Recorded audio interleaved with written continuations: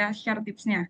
Yang pertama, kalau teman-teman dari jurusan pendidikan, itu malah lebih enak untuk mengisi esainya gitu. Yang kedua, nanti isinya terkait pemahaman terhadap isu-isu terkini dalam dunia pendidikan. Kalau bisa memuat itu ya. Kemudian serta gagasan atau kontribusi yang ingin teman-teman berikan. Jadi di esai ini juga mengajari teman-teman untuk visioner gitu. Lanjut, Mbak Rini. Ini saya sudah nggak sabar untuk bagi tips and trick ala excellent service ini.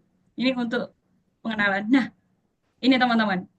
Jadi ini adalah intinya dalam kelas menulis kali ini, teman-teman. Trik mengisi esai ala excellent service, kalau bisa. Oke, sudah siap ya? Buku catatannya sudah siap ya? Jadi, trik yang pertama itu teman-teman harus profesional. Maksudnya gimana sih? Gini, teman-teman. Jadi, ketika membuat esai, sebisa mungkin teman-teman itu harus jujur. Itu yang pertama. Teman-teman ceritakan pengalamannya teman-teman, bukan orang lain. Bukan orang lain, tapi pengalamannya teman-teman sendiri yang dialami, gitu ya. Dan harus jujur. Itu poin penting. Jadi ini saya sedikit cerita ya, sambil cerita sharing ya tentang pengalaman terkait jujur ini. Saya pernah pada waktu itu pengalaman 2024 itu mengisi esai. Salah satunya tuh cerita tentang pengalaman mengembangkan orang lain, pengalaman mengembangkan orang lain selain di dunia pendidikan. Saya ditanya seperti itu. Selain di dunia pendidikan akuntansi. Pernah nggak saya ditanya seperti itu? Karena di esai saya tulis, saya pernah memang mengembangkan orang lain dalam pelatihan desain. Dan ternyata itu nyambung ditanyakan oleh asesor ketika wawancara. Nah, berarti poin jujur ini penting ya. Nah, setelah itu, uh, untuk mengetes kejujuran saya, pertanyaan itu beruntun. Ditanyalah mulai pertama, di mana kamu mengisi? Berapa pesertanya? Materi apa yang kamu berikan? Coba dong kalau memang kamu beneran ngisi itu, coba dong praktekkan sedikit ke saya bagaimana cara kamu mengisi. Strategimu gimana? Sampai hal-hal detail itu ditanyakan. Sampai yang saya speechless pada waktu itu, saking detailnya, itu sampai ditanyakan seperti ini teman-teman. Mbak Wike, kalau saya boleh tanya, kira-kira untuk mengetahui keberhasilan Mbak Wike dalam mengembangkan orang lain di non kependidikan itu gimana sih? Cara Mbak Wike ngetes pesertanya itu gimana? Sampai ditanya seperti itu. Maka di sini adalah poinnya jujur. Kalau teman-teman itu menulis esai itu dengan jujur berdasarkan pengalaman nyatanya teman-teman, otomatis teman-teman ketika ada pertanyaan lain yang tidak tertulis di esai, itu teman-teman bisa jawab. Tapi kalau pengalaman itu mengada-ngada, kayak wah ya wis lah aku tak nulis nah nulis aja seadanya, aku tak minta bantuan AI ChatGPT aja, carikan aku pengalaman yang gini. Wah, itu sudah dipastikan nanti ketika tes wawancara teman-teman kebingungan mencari alasan. Karena kalau kita berbicara psikologi ya teman-teman ya, ketika kita menatap kamera, ini kan ketika Zoom, wawancaranya kan juga via Zoom ya teman-teman ya. Orang yang berbohong itu nanti akan cenderung lihat ke atas gini, ke atas gini, ke atas gini. Dan itu kelihatan. Dan itu kelihatan. Kelihatan kalau itu bukan pengalaman jujurnya teman-teman. Kelihatan mengada-ngadanya. Jadi poin pertama yang saya tekankan di sini adalah jujur. Ceritakan. Misalnya gini, Mbak, tapi aku insecure. Ketika acara itu, aku nggak dapet tempat atau posisi yang utama. Maksudnya di sini, aku bukan ketua, atau aku bukan pematerinya, aku bukan penyelenggaranya, tapi aku anggota. Gimana Mbak? Apa aku harus tetap jujur? Atau aku harus hiperbola melebih-lebihkan? No, teman-teman harus tetap jujur. Sekecil apapun progres, itu adalah hasil langkahnya teman-teman. Jujur aja. Karena yang di sini adalah yang dinilai, salah satu poin yang dinilai oleh asesor adalah jujur. Baru kemudian tepat ke poin keduanya. Ketepatan teman-teman dalam menjelaskan dan menceritakan dan mengkoneksikan pengalaman itu untuk teman-teman menjadi guru ke depannya. Misal nih, saya kan menuliskan bahwa saya pernah mengembangkan menjadi pelatih untuk mentor di desain grafis. Meskipun saya dari pendidikan akuntansi gitu ya, saya menuliskan seperti itu. Saya menjelaskan secara tepat bahwa memang uh, karakter, maksudnya kreativitas itu tetap dibutuhkan di dalam diri seorang guru. Jadi saya tetap menghubung-hubungkan itu. Pokoknya di akhir jawaban saya selalu menghubung-hubungkan ketika wawancara itu. saya hubung-hubungkan. Jadi uh, point of view-nya ini saya pokoknya ketika saya uh, mengisi acara ini adalah intinya saya berarti orang yang kreatif gitu ya dan mau mencoba hal baru meskipun di luar kemampuan saya sebagai guru Enggak akuntansi. perlu Ji, enggak perlu Ji sebenarnya didengar. Ini Ji di screen sama Ji kayak membaca Ji sebenarnya jelas-jelaskan anu Ji. Oke. Nanti tenang teman-teman, nanti Udah akan aku saya share screen kan juga screen contohnya sama ya. aku. Yang contoh jadi setiap pertanyaan nanti kan ada beda nanti. Pertanyaan, pertanyaan nomor satu nanti contoh jawabannya gimana Karena nanti nggak akan ada saya share. Ini pertemuan-pertemuannya, sementara saya share karena untuk nggak ada trik pertemuan-pertemuannya mengisinya secara garis keluar. besar ya. Yang kedua pengalaman diri sendiri, bukan orang lain. Oke, Kenapa langsung essay pengalaman deh? dari diri sendiri. Jadi ceritakan pengalaman diri sendiri. Sudah Essay saya jadi singgung ya memang. tadi di awal ya. Oke Mbak Rini, boleh minta tolong? Nah, essay kayak tahap wawancara nih. Iya. Oke, Mbak Rini boleh minta tolong di unmute dulu. Oke, terima kasih. Pengalaman diri sendiri. Iya, ternyata masih nyambung loh teman-teman. Makanya saya mempersiapkan lebih satu langkah di depan ya. Essay ini nanti karena diperuntukkan untuk wawancara. Jadi saya ceritanya nyambung antara esai sama wawancara gitu ya teman-teman ya. Karena percuma nanti teman-teman bisa nulis esai tapi kebingungan ketika wawancara. Jadi kalau bisa nanti esainya tuh nyambung di bawah sampai wawancara. Gitu. Jadi ceritakan pengalaman sendiri. Itu poin penting yang kedua. Gitu ya. Jadi nggak usah malu meskipun itu cuma jadi, Mbak, aku pernah jadi si dokumentasi di kegiatan Karang Taruna. Boleh, apapun itu boleh. Pokoknya pengalamannya teman-teman sendiri. Kemudian pengalaman 3 tahun terakhir. Ini sesuai peraturan SIM PKB. Kalau bisa pengalaman 3 tahun terakhir. Karena teman-teman, saya tuh pernah jawab salah satu pertanyaan, itu sebutkan salah satu keputusan terbesar dalam hidupmu. Gitu kan? Ada pertanyaan saya kayak gitu. Terus saya jawab, keputusan terbesar saya adalah ketika saya lulus SMA, saya memilih jurusan itu adalah keputusan terbesar saya. Saya tulis gitu di esai saya. Namun ketika wawancara ternyata nggak sesuai realita teman-teman. Saya ditanya, Mbak ini terlalu lama. Terlalu lama harusnya yang ditulis di esai itu pengalaman 3 tahun terakhir. Nah, biar teman-teman tidak melakukan kesalahan ini, maka kalau bisa mencari pengalaman 3 tahun terakhir. Ingat-ingat pengalaman 3 tahun terakhir, jangan lebih dari itu. Karena nanti ini akan menjadi malapetaka teman-teman ketika tes wawancara. Itu ya, kalau bisa pengalaman 3 tahun terakhir. Boleh pengalaman kuliah, boleh. Organisasi boleh. Kepanitiaan, perlombaan, relawan, kampus merdeka, terus PPL apalagi kalau yang pendidikan, boleh banget. Terus pekerjaan sebelumnya juga boleh. Kegiatan Karang Taruna, ibu-ibu PKK, atau teman-teman punya komunitas lain, KKN, boleh teman-teman. Asal itu pengalamannya teman-teman sendiri. Dan teman-teman jujur. Kalau bisa terbaru, boleh. Asal itu pengalamannya teman-teman sendiri, bebas. Tapi kalau bisa, nih lebih baiknya lagi ketika pengalaman itu PPL, itu lebih baik. Tapi nggak harus itu sih. Malah saya dulu tuh ceritanya tentang ketika saya uh, praktik ngajar. Ketika saya memang jadi guru, itu yang saya ceritakan, itu boleh. Bebas, teman-teman, untuk pengalaman 3 tahun terakhir ini. Asal itu pengalamannya teman-teman sendiri. Terus poin keempat, iya boleh. Boleh, benar Mbak Dini. Terus keempat ini untuk menceritakan detail pengalaman, ini ada batasnya ya teman-teman ya. Per poin esai itu ada memang pertanyaan, misalnya ini kan ada 7 macam pertanyaan ya teman-teman ya di esai itu. Ada 7 macam pertanyaan dan ini minimal katanya itu beda-beda teman-teman. Jadi pertanyaan pertama itu ada yang minimal katanya 100. Pertanyaan kedua itu minimal katanya 300. Jadi macam-macam teman-teman. Jadi harus teliti di situ. Nanti ada ketentuan terbaru kok. Misal pertanyaan ini minimal kata 100 dan itu harus teliti ya teman-teman ya. Gitu. Bisa lanjut Mbak ini untuk next slide. Semoga cukup ya. 90 menit sambil saya spill hasil saya dengan trik ini. Oke, nanti kita sambil menganalisis lah biar teman-teman nggak kebingungan nulis. Nah, kemudian teman-teman harus menggunakan metode STAR kalau bisa.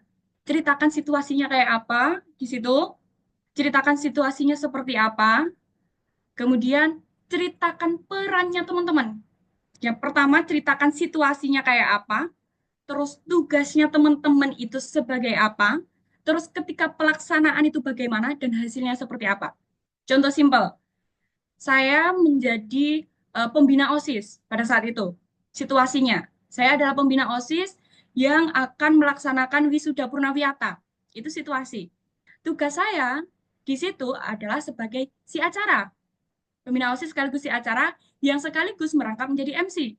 Itu tugas saya. Ketika pelaksanaan, itu seperti apa? Ceritakan di situ nanti teman-teman, sesuai dengan pertanyaan. Baru hasilnya, oh hasilnya wisuda purnawiyata berhasil dilaksanakan. Itu ya. Saya ulangi lagi, kita menggunakan metode STAR. Situasi, tugas, pelaksanaan, hasil. Ceritakan situasinya teman-teman itu seperti apa dulu. Apa yang teman-teman alami. Misal, pengalaman saya melaksanakan wisuda purnawiyata. Di situ saya sebagai si acara. Itu tugas. Pelaksanaan. Selama pelaksanaan terdapat perbedaan pendapat kayak gini. Saya mengusulkan gebrakan baru. Itu selama pelaksanaan. Dan hasilnya ternyata ide saya ini diterima dan wisuda terlaksana dengan baik. Itu. Coba teman-teman nanti menggunakan metode ini. Gitu ya. Metode STAR namanya. Kemudian tulis esai di Word. Ini trik berikutnya. Karena teman-teman di SIM PKB itu ketika teman-teman sudah mengisi, itu nggak tampil. Jadi teman-teman ngetik punya cadangan lah di Word atau Note. Biar nanti ketika, alhamdulillah, semoga aja ya, ketika teman-teman lolos substantif, menuju wawancara, teman-teman itu bisa baca ulang esainya itu. Gitu ya. Itu yang ke berapa ini? Keenam. Berikutnya sesuaikan dengan 10 kompetensi penilaian. Nanti Excellent Service akan men-spill nih, kira-kira kompetensi penilaiannya itu apa aja. Jadi nanti disesuaikan dengan alur ceritanya. Nah, yang terakhir, pengalaman terupdate. Pengalaman terupdate kalau bisa. Jangan ya kalau ya kan kalau SIM PKB itu membatasi 3 tahun terakhir ya. Kalau bisa ya itu maksimal. Tapi kalau menurut saya cari yang terupdate. Kalau bisa eh, beberapa bulan terakhir gitu. Biar nanti teman-teman masih ingat detailnya gitu loh. Biar teman-teman nanti ketika diberikan pertanyaan berlanjut, teman-teman masih ingat detailnya. Itu, gitu ya. Next, Mbak Rini. Oke, ini beberapa kesalahan dalam menulis esai. Yang pertama, esai asal-asalan. Banyak teman-teman yang nggak lolos administrasi itu karena di esainya tuh asal-asalan. Karena menganggap, ya udahlah, aku lo punya banyak pengalaman. Aku lo punya banyak pengalaman, aku tinggal tulis aja. Enggak, teman-teman. Ternyata ada beberapa trik tadi yang harus dilakukan biar esainya tuh bagus. Karena esai ini itu kayak ibaratnya ya, kalau teman-teman itu belum berjumpa sama orang, teman-teman itu mengenal tulisannya dulu gitu. Meskipun nanti teman-teman itu saya tahu misalnya teman-teman ini jago public speaking, tapi ketika teman-teman di esai di pengenalan awal teman-teman nggak bisa menyampaikan ini dengan baik, ya percuma nanti ketika wawancara. Jadi kalau bisa esai ini jangan asal-asalan, gitu ya. Kalau bisa sesuaikan dengan trik yang tadi. Jangan asal-asalan ya.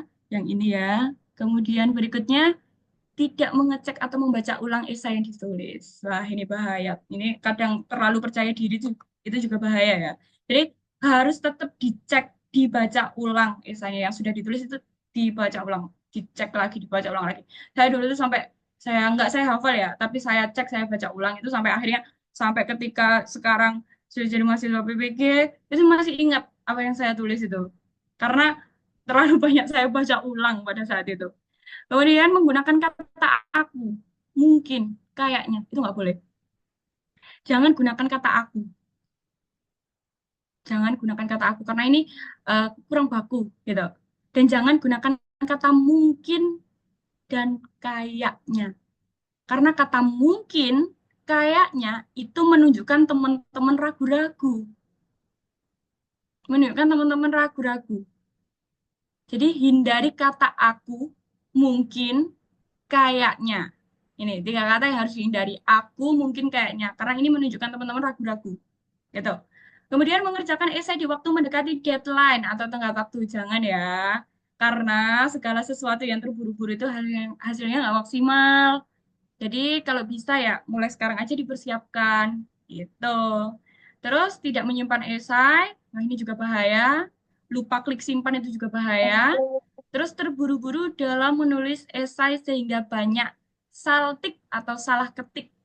Nah ini, karena apa? Ketika tulisan teman-teman ini salah ketik, itu artinya menunjukkan bahwa pribadinya teman-teman itu kurang teliti. Dan ini juga nanti ngaruh. Jadi kalau bisa dikoreksi, dibaca ulang, dikoreksi. Mana ya yang kira-kira ini typo atau salah ketik gitu ya. Ini beberapa kesalahan dalam menulis esai selama ini. Lanjut, biar banyak waktu nanti untuk kupas tuntas. Nah, ini teman-teman, 10 kompetensi yang digali. Ini 10 kompetensi yang digali dalam esai.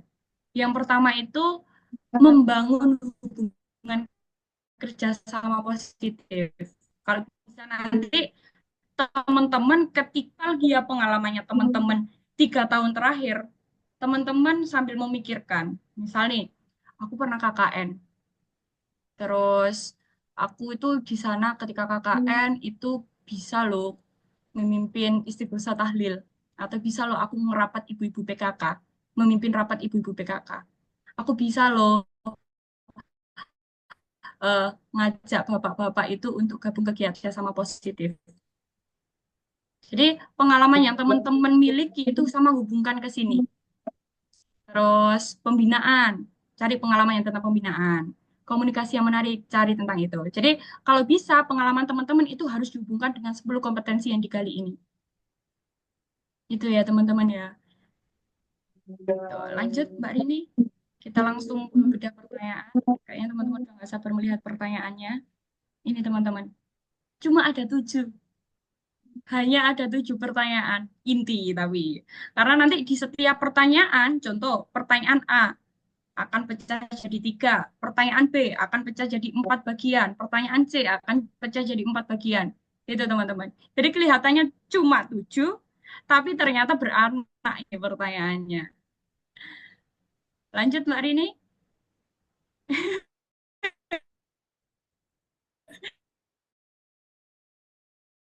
Iya, guru. Ini pertanyaan pertama. Mbak Rini boleh minta tolong di-share screen-kan juga contoh esai saya Mbak Rini di bagi layar gitu di. Oke teman-teman, kita langsung praktik untuk menjawab pertanyaan ya. Oke, sebentar ya. Oke. Oh,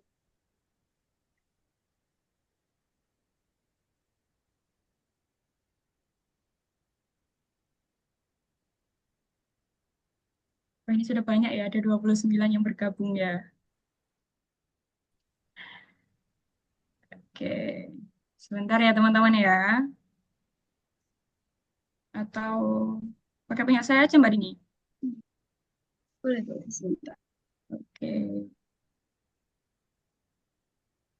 sebentar ya. Pakai punya aku aja ya Mbak Dini ya.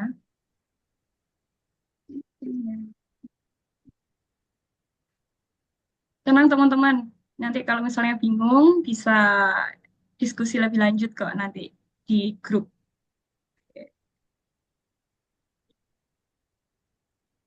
Oke, ke bawah Mbak Rini.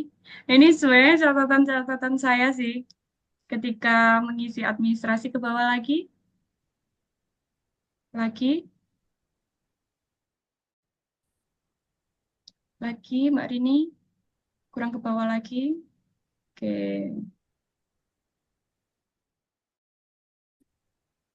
Cukup atau oke, sudah? bisa nanti. Nah, ini untuk esai. Oke, oke. Yang merah-merah ini Mbak Rini. Oke, pertanyaan yang pertama bisa di switch Mbak Rini sama yang PPT tadi, bisa nggak kira-kira? Dibagi 2 layarnya. Bisa ya?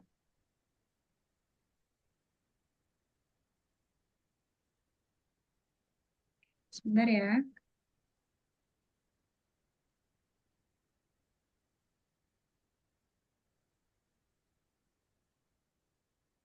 Oke, saya tak sama join di device lain. Ini teman-teman, ini artefak esai saya. Oke, nanti bisa-bisa nanti di-share ya. Ini dua-duanya sudah terlihat belum? Belum ternyata Mbak Rini. Ya belum belum terlihat ternyata. Mungkin bisa di settingan share-nya itu Mbak Rini diubah menjadi nggak bisa ya. Kita pakai punya saya aja ya Mbak Rini ya. Boleh, boleh, boleh. Oke, saya coba ya. Dadah teman-teman ya.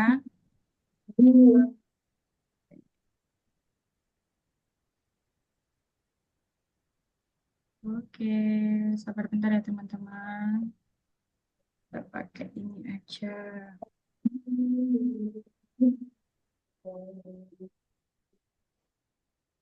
Tapi teman-teman keren loh. Maksudnya sudah satu langkah di depan. Persiapannya keren. Oke, sudah tampil di device-nya teman-teman aman? Sudah, Aman? Kak. Gimana? Aman, Sudah Kak. ya? Ini pertanyaan nomor satu. Ini pertanyaan nomor satu. Apa yang memotivasi Anda menjadi guru? Apa yang Anda lakukan untuk mewujudkan motivasi tersebut? Jadi, silahkan teman-teman kalau mau menyempatkan waktu nih, teman-teman silahkan merenung. Jangan teman-teman merenung kira-kira kenapa sih aku pengen jadi guru? Bermonolog dulu dengan diri sendiri ya. Bermonolog, kenapa sih aku mau menjadi guru? Kalau saya pada saat itu, saya pengen jadi guru. Ini sebenarnya enggak. Ini yang saya garis bawahi ini enggak ditampilkan di esai. Karena pertanyaannya yang dimintakan ini. Tantangan apa yang ada mewujudkan motivasi tersebut? Bagaimana Anda mengatasinya? Apa kelebihan yang mendukung peran Anda sebagai guru? Jelaskan alasannya dan berikan contohnya. Kemudian, waduh, keklik. Bagaimana hasilnya? Jadi, pada saat itu saya tuh punya motivasi kuat menjadi guru karena saya merasa hidup saya lebih hidup ketika saya berinteraksi dengan anak-anak. Itu motivasi saya menjadi guru. Hidup saya lebih hidup ketika saya bisa berinteraksi dengan anak-anak, ketika saya bisa membagikan ilmu saya. Itu motivasi saya secara garis besar. Intinya saya pengen jadi khairun nas anfa'uhum linnas gitu kalau dalam Islam ya. Saya pengen bisa menjadi orang yang bermanfaat bagi orang lain dan itu membuat saya happy ketika saya bisa berbagi seperti kayak ini. Itu ya. Jadi pertanyaan pertama, tantangan apa yang Anda hadapi dalam mewujudkan motivasi tersebut? Nah, tantangannya saya ceritakan situasinya di sini. Ini saya langsung pakai metode STAR ini. Tantangan karena di tempat saya itu kurang lapangan pekerjaan di sekitar rumah. Iya nggak? Teman-teman relate nggak sama ini? Bahwa memang tantangan menjadi guru, apalagi guru-guru yang jurusannya itu peminatnya sedikit, kayak akuntansi atau lain-lain, itu tantangan utamanya adalah lapangan pekerjaan di sekitar rumah yang linear dengan jurusannya teman-teman itu sedikit. Kalau saya nulis kayak gitu dulu. Jadi saya ceritakan situasinya, tantangan yang saya hadapi. Ini nggak harus sama kayak gini, Pak. Teman-teman misalnya tantangan ketika menjadi guru. Teman-teman bisa tulis, tantangannya itu gini, Mbak, karena di daerah saya itu kan guru honorer itu gajinya kecil, itu menurut saya sebuah tantangan boleh. Atau tantangan lainnya karena saya tuh nggak bisa public speaking. Tapi gini teman-teman, tips yang lupa saya tulis di atas, jangan pernah menjelekkan diri sendiri, gitu ya. Jangan pernah menunjukkan kelemahannya teman-teman. Jangan, jangan pernah menunjukkan kelemahannya teman-teman di sini. Kalau bisa itu ceritakan kelebihannya, jangan tunjukkan kelemahannya. Kalau bisa seperti itu. Jadi kalau bisa tantangannya itu dari eksternal aja, dari eksternal. Kalau bisa itu tips dari saya ya, karena nanti ketika teman-teman menuliskan tantangannya itu minusnya teman-teman, minusnya dirinya teman-teman, wah itu nanti akan dikejar loh. Kalau nggak bisa public speaking, gimana nanti caramu? Nanti asesor akan ngejar terus gitu.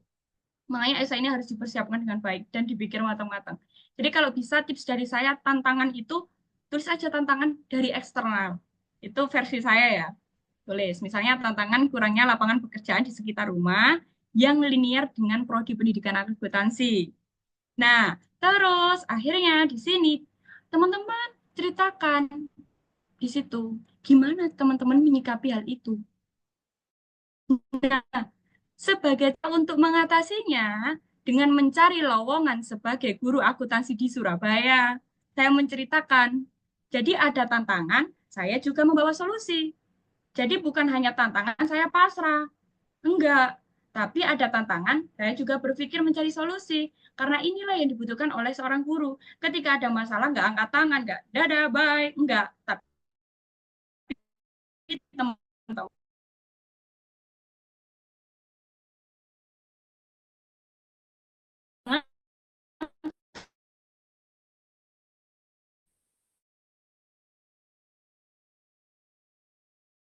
teman-teman. Nah, ini saya ya, masih di area Surabaya. Kemudian keberagaman karakter, akhirnya saya ceritakan di situ permasalahan belajar menjadi paket. Terus kedua, kemudian keberagaman karakter dan permasalahan belajar peserta didik menjadi sebuah tantangan. Ini tantangan baru, keberagaman karakter dan permasalahan belajar. Ini tantangan baru. Karena kalau saya memandang itu anak-anak sekarang itu karakternya beragam. Apalagi kena TikTok, wah itu beragam. Dan permasalahan belajar. Mulai dari anak itu ada yang nggak bisa diem dan lain-lain. Jadi itu saya anggap sebagai tantangan. Nah, sebagai cara mengatasinya, langsung saya berikan solusi konkret dengan memberikan 10 menit sebelum jam pelajaran berakhir untuk sesi diskusi. Jadi, saya setiap ini yang saya praktekkan real ya, yang saya praktekkan real di lapangan itu solusinya adalah saya ngajak anak-anak 10 menit sebelum jam berakhir itu curhat. Kamu itu nggak mau belajar itu ngapain sih? Sebenarnya saya galau, Bu. Yo, saya dengarkan aja di situ. Itu solusi saya. Jadi teman-teman ketika menuliskan tantangan, teman-teman harus siap solusi. Tantangan, solusi gitu. Gitu ya. Di sini saya menuliskan tantangan yang kedua ini, tentang keberagaman karakter. Karakternya anak-anak peserta didik yang saya ajar. Dan permasalahan belajarnya. Terus solusinya saya ajak mereka 10 menit sesi curhat ala Mama Dede. Gitu. Gitu. Karena itu menurut saya lebih mendekatkan diri ke mereka. Nah, tantangan lain yaitu terbatasnya fasilitas sekolah. Itu tantangannya guru loh. Sulit. Contoh, saya guru akuntansi mau ngajari komputer akuntansi, nggak ada komputer. Itu tantangan. Tulis aja tantangan yang teman-teman hadapi dan solusinya kayak gimana. Itu kan materi secara tuntas. Ini ditanyakan nggak Mbak ketika wawancara? Iya. Jadi makanya apa yang teman-teman tulis itu harus nyambung dengan apa yang bisa teman-teman sampaikan di wawancara. Gitu. Karena ada teman-teman pengalaman ketika dia menulis A, ketika wawancara menjawab B, itu asesor itu bertanya loh, kamu tapi di sini menyampaikan A, kok kamu sekarang jawab B? Itu jadi pertanyaan. Makanya mumpung masih banyak waktu, persiapkan ini dengan baik. Gitu ya. Itu tentang tantangan yang bab motivasi. Kemudian pertanyaan kedua, anaknya nih. Apa kelebihan yang mendukung peran Anda sebagai guru? Jelaskan alasan,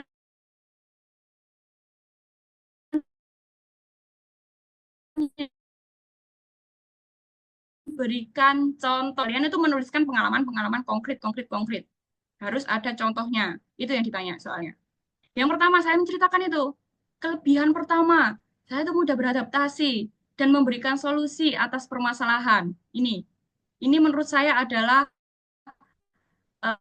kelebihan saya. Misalnya kalian tanya, Mbak, harus tah kelebihan kayak gitu? Enggak, sesuaikan aja sama kelebihannya teman-teman. Yang intinya kelebihan itu mendukung perannya teman-teman sebagai guru. Gitu ya. Misalnya, eh, teman-teman itu ada di ini kan jurusan olahraga. Saya bisa voli, saya bisa silat, saya bisa basket, saya bisa berenang, saya bisa semuanya. Itu kelebihan teman-teman menjadi guru yang mendukung peran teman-teman sebagai calon guru olahraga. Itu aja. Jadi nggak harus secara umum gini, boleh, bebas, asal itu kelebihan teman-teman sendiri loh ya. Harus jujur, ingat poin jujur. Karena ini nanti juga akan ditanyakan detail di wawancara. Contoh Mbak. Gitu. Nanti ditanyakan soalnya, beradaptasi kayak gimana emangnya? Gitu. Karena ini, ingat teman-teman, kelebihan, jelaskan alasannya, dan berikan contohnya. Jadi nggak hanya omong tok, tapi juga ada contohnya. Adaptasi dan memberikan solusi atas permasalahan. Nah, saya hubungkan menjadi guru itu memang perlu ini, dibutuhkan suatu kemampuan dalam beradaptasi dengan kondisi lingkungan peserta didik, dengan karakteristik mata pelajaran secara cepat agar pembelajaran dapat tercapai. Jadi, karakter ini intinya kelebihan ini itu mendukung saya menjadi guru karena guru itu butuh ini loh. Gitu ya. Terus sebagai contoh, tulis di sini contohnya teman-teman. Apa? Boleh di sini. Pengalaman mengajar di salah satu SMK. Karena saya kan pernah ngajar di salah satu SMK ya. Saya tulis. Misalnya teman-teman, Mbak tapi aku belum pernah ngajar. Nggak apa-apa, tulis aja lainnya. Misalnya nih, misalnya teman-teman nggak punya pengalaman ngajar sama sekali. Dari non kependidikan. Atau yang dulunya kependidikan tapi pengalaman mengajarnya kurang berkesan. Boleh, ketika PPL boleh. PPL kan juga praktik mengajar, boleh. Bagus. Itu juga bagus. Terus misalnya teman-teman bukan kependidikan atau kependidikan tapi nggak pernah merasakan berkesannya PPL. Misal lain boleh. Misal ya, saya ambil kelebihan ini ya, kelebihan beradaptasi. Ceritakan aja, nggak apa-apa. Sebagai contoh ketika saya KKN, ini saya ambil KKN ya, karena saya rasa semuanya ini pasti semuanya juga pernah KKN gitu. Waktu S1, ketika saya KKN itu eh, saya misalnya saya dari Mojokerto, dan saya KKN-nya harus di NTT, misal. Nah, di situ ada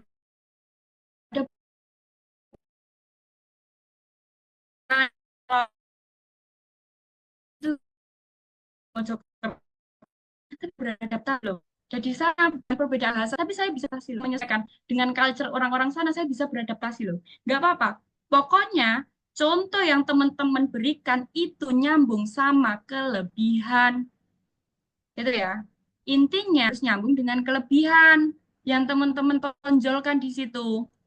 Kalau di sini, saya tonjolkan bahwa pengalaman saya itu kan udah beradaptasi nih, dan bisa memberikan solusi. Nah, saya memberikan contoh ketika saya mengajar, itu mayoritas anak-anaknya itu terbatas kemampuan literasinya. Males, males baca, komputernya terbatas, kemampuan literasinya terbatas, akhirnya saya beradaptasi dengan memberikan suatu media pembelajaran. Itu. Jadi, ingat teman-teman, menggunakan metode STAR. Jelaskan situasinya. Di bagian contoh ini menggunakan metode STAR ya. Jelaskan situasinya. Di situ situasinya adalah pengalaman saya mengajar di SMK. Ini itu situasinya. Kemudian peran saya itu ini, ya kan? Peran saya itu saya sebagai guru bisa ini. Terus akhirnya pelaksanaannya saya itu mengemas pembelajaran ini dan menerapkan sampai sini. Ini termasuk pelaksanaan. Nah, ini pelaksanaan. Dan nanti hasilnya bisa nanti ditambahkan. Dan itu anak-anak bisa loh. Berhasil. Tuh, nanti bisa ditambahkan di sini. Dan hasilnya anak-anak itu bisa nilainya tinggi. Tuh. Terus misalnya itu waktu yang pas cerita KKN itu, kembali lagi ke contoh yang non kependidikan. Misal, ada situasi KKN, saya bisa beradaptasi. Yang dulu di Jawa itu kita pakai daster, di sana harus pakai sarung. Misal ya, itu saya tapi bisa beradaptasi. Terus dengan saya tidak mendiskriminasi, saya mengikuti aturan. Terus hasilnya di sana ternyata saya bisa, hikmahnya saya bisa pakai sarung dan saya diterima dengan baik karena saya bisa beradaptasi. Boleh. Jadi ingat metode STAR, gitu ya. Mbak, misalnya kelebihan saya tuh banyak, saya pengen menampilkan itu kelebihan, boleh. Nggak harus satu. Kalau kamu punya banyak kelebihan, boleh kamu tampilkan. Kan esai ini ajang pamer kelebihanmu, ajang memperkenalkan dirimu, ajang membranding dirimu, biar terlihat baik di mata asesor. Itu kan. Esensinya kan, intinya tuh, bahasanya tuh, singkatnya kayak gitulah. Kamu membranding dirimu baik, biar terlihat asesor ini tertarik, gitu. Boleh. Jadi lebih dari satu boleh, asal tidak lebih dari batas kata. Gitu. Contoh, kelebihan kedua, saya itu komunikatif. Saya cerita nih, kelebihan kedua saya itu komunikatif. Nah, kemampuan komunikasi juga memegang peranan penting. Jadi jelaskan, kayak ini tadi, kelebihan pertama saya mudah beradaptasi. Kenapa adaptasiku penting bagi guru? Karena ini sama itu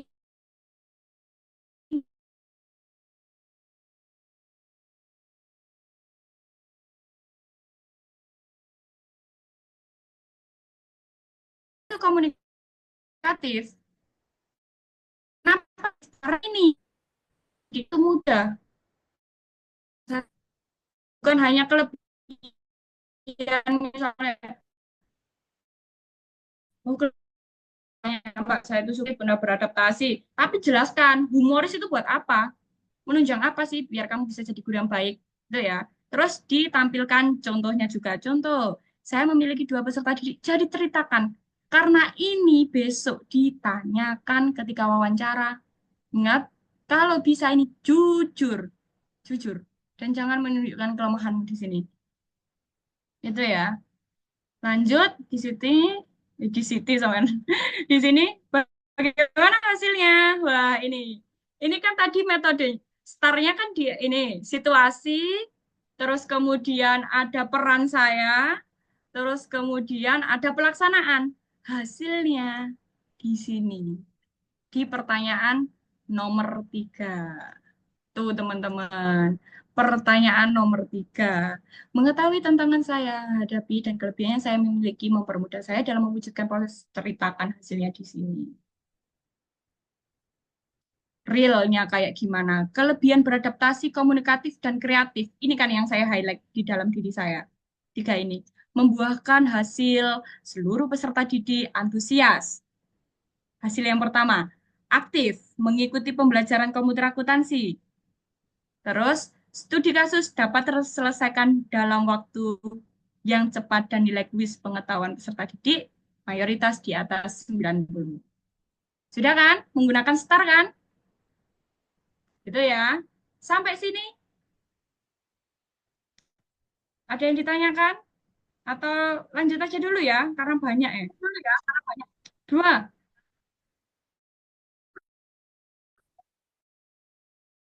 ya Tadi ditampung. ada yang bertanya Kakak Gimana, Muti gimana? Kak Soalnya Ike enggak di, di sini. di kolom Kak, komentar. tolong.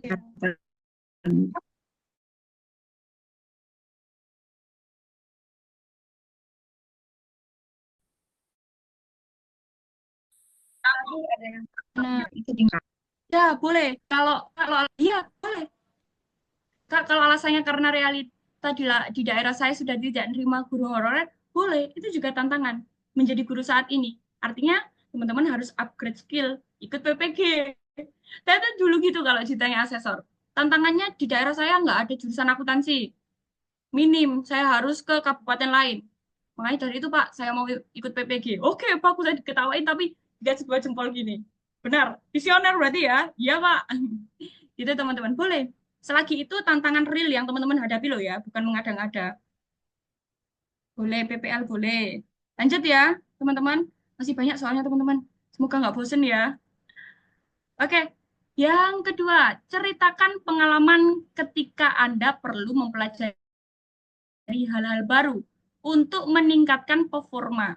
Hal-hal baru yang Anda pelajari, teman-teman diminta untuk menceritakan. Teman-teman itu pernah belajar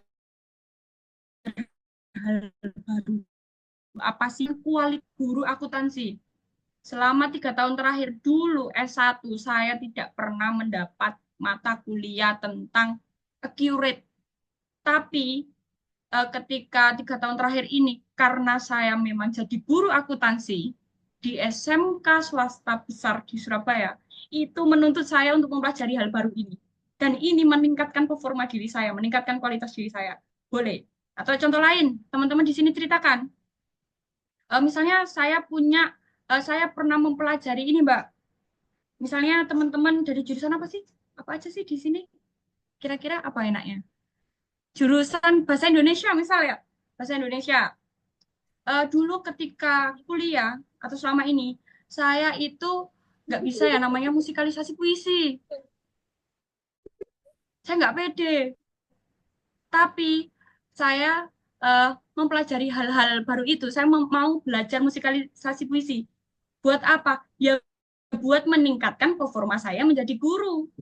Ingat, di sini kita meng-highlight intinya kita adalah menjadi guru profesional. Jadi kalau bisa cari pengalaman, upgrade skillmu, atau kamu ikut pelatihan apa aja, atau webinar apa aja, atau belajar hal baru apa, yang intinya itu membantu kamu menjadi guru profesional. Gitu ya. Contoh, ini pertanyaannya ada, bagaimana cara Anda mengidentifikasi area yang perlu ditingkatkan atau dikembangkan? Mengapa Anda merasa perlu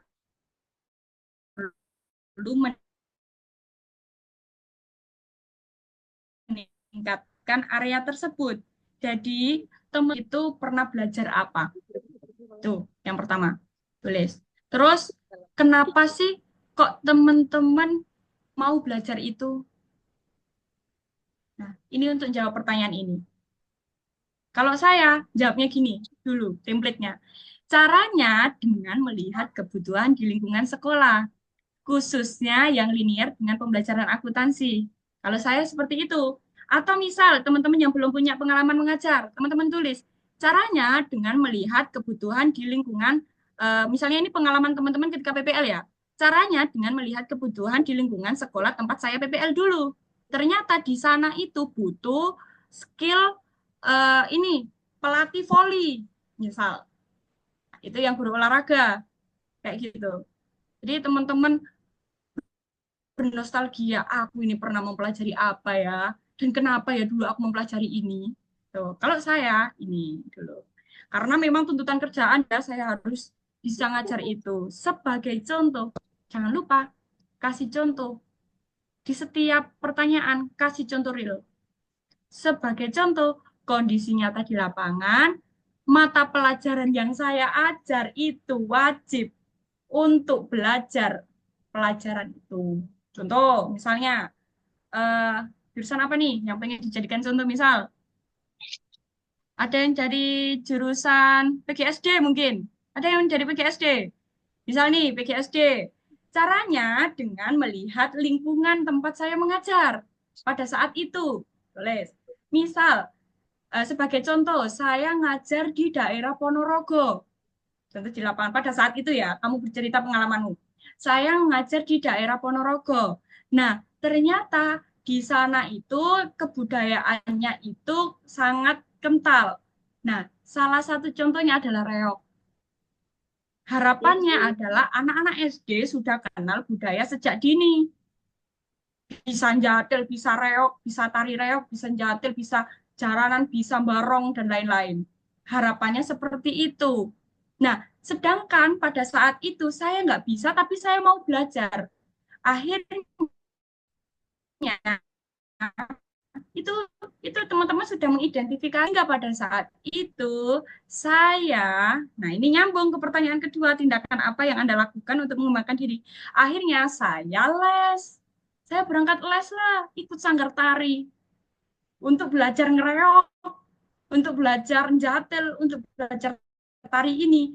Biar ketika pembelajaran tematik tema berapa itu, saya bisa mengajari anak-anak pembelajaran praktek menari untuk melestarikan budaya. Itu ya teman-teman ya.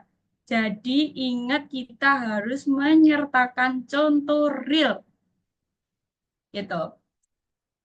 Tindakannya apa saja yang harus dilakukan?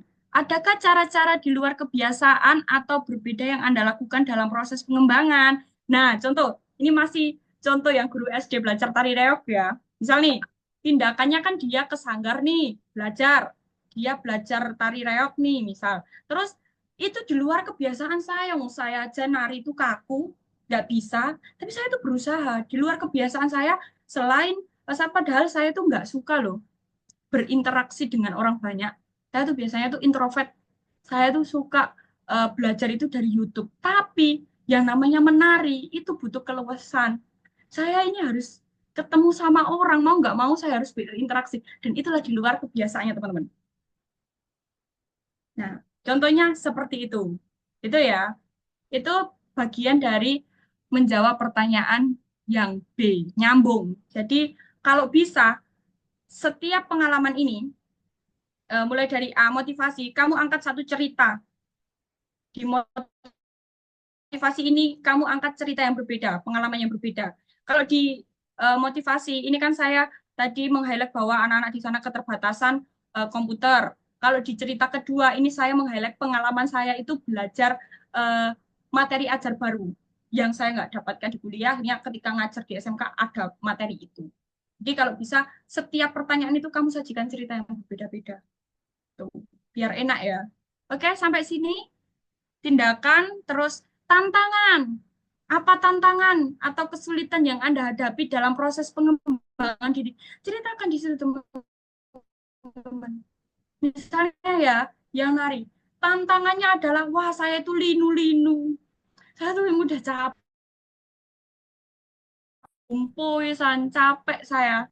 Tantangannya, saya kaku. Selama ini saya nggak bisa menari menggerakkan ini, bahkan untuk berdiri tegak pun aja saya sulit.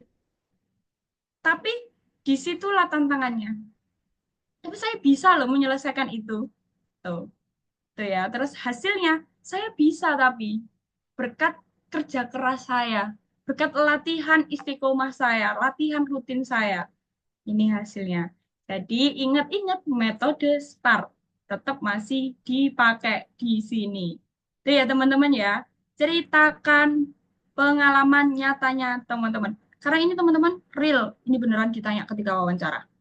Sampai suatu ketika, ini kan harus jujur ya jawabnya ya. Saya tuh ditanya, di meskipun asesornya tuh bukan dari pendidikan akuntansi ya, kan saya cerita, saya tuh belajar materi baru, materinya namanya accurate, saya bilang gitu. Terus habis itu ketika wawancara itu ditanya, kalau memang kamu belajar itu beneran, ceritakan dong ke saya, materinya itu perbedaannya itu kayak gimana sih yang kamu pelajari itu kayak apa. Saya diminta kayak gitu teman-teman ketika wawancara. Maka dari itu, yang teman-teman tulis di sini harus jujur. Karena ketika teman-teman ini ngarang, ya udahlah wes, ngarang aja ada. Yang biar selesai aja. Jangan.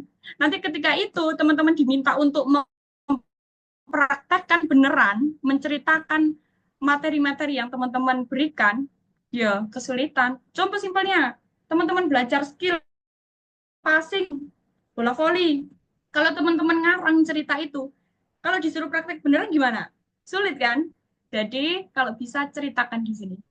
Bagaimana di sini kamu teman-teman itu kok bisa kepikiran untuk mengembang untuk hal baru itu? Ceritakan latar belakang atau alasannya teman-teman mau belajar hal baru itu. Terus teman-teman ceritakan tindakan teman-teman ketika aksi nyatanya teman-teman ketika belajar itu. Caranya teman-teman belajar itu kayak gimana? Yang di luar kebiasaannya teman-teman. Terus tantangan ketika belajar itu gimana? Tantangan terbesarnya. Kalau saya tantangan terbesarnya waktu. Bebas nanti teman-teman apa. Terus hasilnya kayak gimana. Itu ya, teman-teman. Jadi lagi-lagi harus jujur dan pengalaman sendiri. Itu. Kemudian lanjut. Ya Allah, semoga nutut ya teman-teman. Lanjut, pertanyaan ketiga. Terkadang kita diminta untuk melakukan sesuatu yang menurut kita tidak sesuai dengan nilai, etika, pedoman, kerja. Teman-teman silakan bernostalgia. apakah teman-teman itu hidupnya selama ini damai? Bentrok lah, kayak perselisihan gitulah, atau dengan orang, karena orang itu nggak sesuai dengan aturan. Pernah nggak? Ya, itu silakan dipikirkan. Kalau saya pantik ini ya, mungkin bisa menginspirasi teman-teman untuk menjawab. Kalau saya dulu ngajar PKK, saya ngajar PKK teman-teman, produk kreatif dan kewirausahaan. Nah, guru senior itu mintanya PKK itu pokoknya masak, masak, masak, masak, masak. Nah, sedangkan kita Gen Z, masuk masak terus. Ini sebagai sambil menutupi kelemahan saya yang belum bisa ahli memasak ya, belum ahli memasak itu akhirnya saya bilang, Bu, gimana kalau kita itu buat produk aja, produk kreatif seperti merajut, membuket bunga, ataupun kita bermanik-manik. Nggak mau, Mbak, kita harus memasak pokoknya. Itu saya ceritakan di situ. Itu adalah hal yang bertentangan. Karena apa? Karena guru menganggap meskipun memasak aja Mbak itu menguntungkan kita. Setiap hari kita bisa dapat makan gratis. Tapi itu menyalahi aturan menurut saya. Yang dilakukan orang lain itu menurut saya menyalahi aturan. Karena apa? Materi memasak itu nggak masuk di materi PKK manapun. Nggak nyambung. Itu menurut saya menyalahi aturan sekolah. Kira-kira ada nggak ya? Aku pernah berselisih sama orang, terus intinya orang itu aman atau aturan yang berlaku ada nggak ya? Silakan cari teman-teman di situ. Atau mungkin kalau teman-teman nggak punya pengalaman ketika mengajar, ke ini teman-teman bisa menceritakan kehidupan sosialnya misal di Karang Taruna. Teman-teman semuanya eh, apa join di Karang Taruna aktif atau enggak? Kalau iya ini mungkin bisa menginspirasi teman-teman. Misal nih, di situ teman-teman tahu Ketua Karang Taruna, misalnya ya, ini contoh aja, misal, Mbak, Ketua Karang Tarunaku tuh loh ternyata menggunakan memanipulasi anggaran atau Ketua Himaku loh memanipulasi anggaran. Jadi anggarannya yang harusnya itu eh, harus dapat uang itu misalnya 10 juta, dapat dari kampus itu 10 juta atau dapat dari desa itu 10 juta. Tapi ternyata praktek di lapangan itu cuma butuh 5 juta. Ini relate ya. Kayaknya banyak sih yang kayak gini misal. Misalnya itu ya. Ternyata kepakainya cuma 5 juta. Nah, saya itu pengennya memaksimalkan. Ayo kita maksimalkan aja dana ini. Orang kita mintanya 10 juta pengajuan ini biar proker ini maksimal. Enggak, 5 juta kita buat itu aja. Kita buat rekreasi aja kita. Misal kita buat barbeque. Nah, misal kayak gitu. Nah, ini kan salah satu tindakan orang lain yang tidak sesuai dengan nilai dan kamu menentang itu. Nah, itu bisa kamu ceritakan di situ. Bisa pakai pengalaman itu atau pengalaman lain. Ketika PPL misal, ketika PPL yang tidak sesuai dengan etika pedoman kerja ataupun atau yang berlaku. Mbak, saya pernah menemui guru belum waktunya pulang tapi pulang. Itu menurut saya tidak sesuai dengan pedoman kerja sekolah tersebut. Itu boleh diceritakan. Tapi teman-teman, sebagai catatan, bukan hanya cerita, tapi teman-teman di situ juga berperan. Teman-teman juga berperan. Ngapain? Terus kamu cuma lihat aja, ya jangan diceritakan. Jadi ceritakan pengalaman yang di situ memang kamu memberikan tindakan, memberikan aksi nyatamu. Gitu ya. Jadi bukan hanya ya sebenarnya kalau kita melihat di sekitar kita ya banyak hal-hal yang tidak sesuai dengan nilai etika pedoman kerja ataupun yang berlaku. Tapi nggak semua hal itu kan kita bertindak, kita terlibat, enggak kan? Jadi cari pengalamannya yang nggak sesuai, ada orang yang nggak sesuai dengan aturan itu, dan kamu menindaki itu. Gitu. Nah, pada saat itu, saya ceritakan di sini pengalaman saya tuh guru baru, terus diatur-atur sama senior guru saya. Jadi saya ceritakan, karena beliau merasa berkuasa selama ini bertahun-tahun menjadi guru PKK. Ketika saya masuk di situ itu saya usul itu saya dianggap menghancurkan rencananya itu. Nah, tindakan saya apa menyikapi hal tersebut? Nah, disinilah problem solvingnya teman-teman diuji. Serius. Jadi di bagian tindakan inilah cara teman-teman bisa menyikapi hal itu. Jadi sebenarnya pertanyaan ini tuh memantik teman-teman besok. Ini asesor sebenarnya maksud pertanyaan ini asesor tuh pengen tahu sebesar badai itu kira-kira kita bisa nggak melalui. Intinya pertanyaan itu gitu. Nah, tindakannya di situ menyikapi hal tersebut, saya tetap mengikuti pembelajaran sesuai dengan arahan guru tersebut. Realitanya memang seperti itu. Saya mengikuti, tapi di tengah jalan saya memodifikasi aturan. Itu yang saya berikan. Saya memang mengikuti aturannya versi guru senior itu. Tapi saya memodifikasi. Dengan apa? Dengan menurunkan biayanya, biar anak-anak itu nggak terbebani. Saya ceritakan itu beneran pada saat itu. Terus saya selipkan, anak-anak nggak hanya dapat ilmu memasak, tapi anak-anak itu dapat ini, oh memasarkan produk itu kayak gini, oh menghitung harga jual itu kayak gini, oh seperti itu. Itu tindakan saya. Jadi ingat teman-teman, ada pengalaman, ada tindakannya teman. Start, situasi, terus peran, tindakan, hasil. Nah, tuh hasilnya gimana? Hasilnya terlihat pada beberapa peserta didik yang awalnya keberatan mengikuti praktik memasak, menjadi antusias karena awalnya anak-anak itu sambat. Saya tuh kok iuran banyak sih gitu. Terus saya tuh nggak mau, Bu. Saya kalau diajar ibu itu saya disuruh diuran banyak, disuruh masak, suruh ini. Tapi ketika saya memberikan tindakan itu, akhirnya oh ternyata saya bisa berhasil merubah anak-anak yang awalnya malas sekarang menjadi antusias. Yang awalnya banyak sambat mengeluh sekarang semangat. Itu.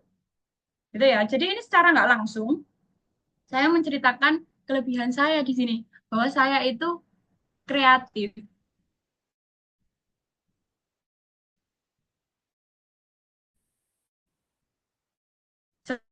sesuai dengan visi saya di awal.